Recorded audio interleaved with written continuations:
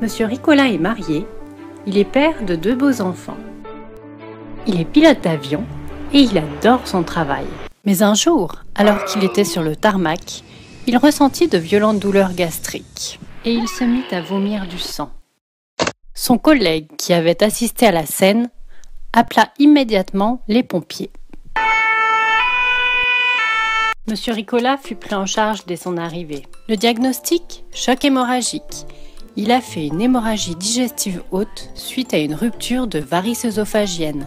Suite à un passage au bloc opératoire, il fut admis aux soins intensifs car instable sur le plan hémodynamique.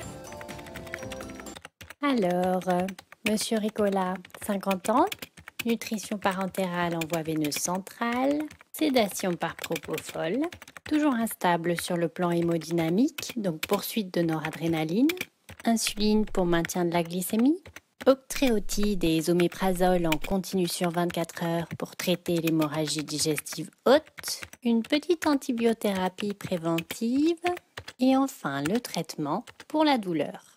Élodie est une nouvelle infirmière aux soins intensifs. Voyons les médicaments prescrits pour ce patient. Nutrition, sédation, noradrénaline, insuline, octréotide, oméprazole, antibiotiques, paracétamol. Ouh, il y a beaucoup de médicaments injectables.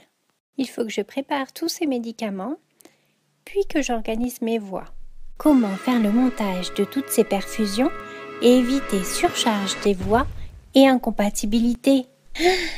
L'assistance pharmaceutique. Allô Tési, c'est Élodie des soins intensifs.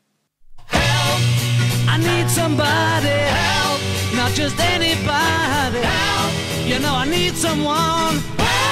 Tési est pharmacienne en assistance pharmaceutique. Elle répond par téléphone à toutes sortes de questions sur le bon usage du médicament. Elle fait également de la pharmacie clinique dans le service des soins intensifs. Elle vient les aider en cas de problématiques épineuses. Ses armes ? Une base de données contenant plus de 20 000 questions-réponses qui servent à alimenter une foule de documents disponibles sur le site internet de la pharmacie. À sa disposition également d'importantes ressources bibliographiques. Et enfin, ses autres collègues pharmaciens de l'assistance pharmaceutique. Comme tu peux voir, Élodie, le site internet de la pharmacie est accessible très facilement. Il suffit juste d'avoir une connexion internet. Tu peux y trouver une multitude de recommandations pour le bon usage des médicaments.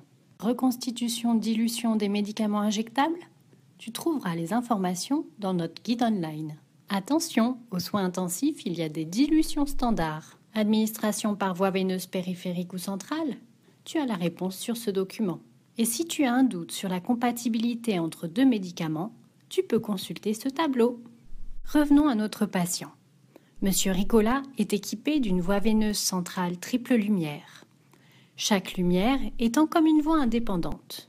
Il a une voie veineuse périphérique sur l'avant-bras et une autre VVP sur la main. Au niveau des prescriptions de notre patient, j'identifie 3 choses importantes. Le type de nutrition prescrit par le médecin a une osmolarité élevée et doit être uniquement administré par voie veineuse centrale. La noradrénaline est un produit agressif pour la veine. On la passe préférentiellement par VVC. Et comme il s'agit d'une amine, toute variation de débit a un impact clinique. Il faut donc lui réserver une voie pour elle seule.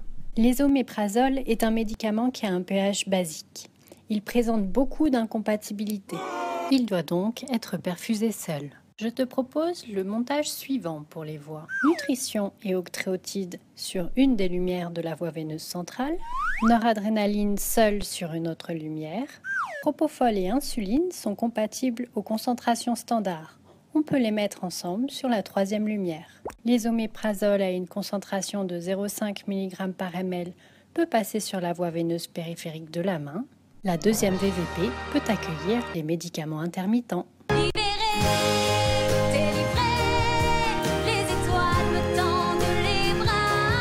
L'état de santé de Monsieur Ricola s'améliore. Il est désormais sorti des soins intensifs.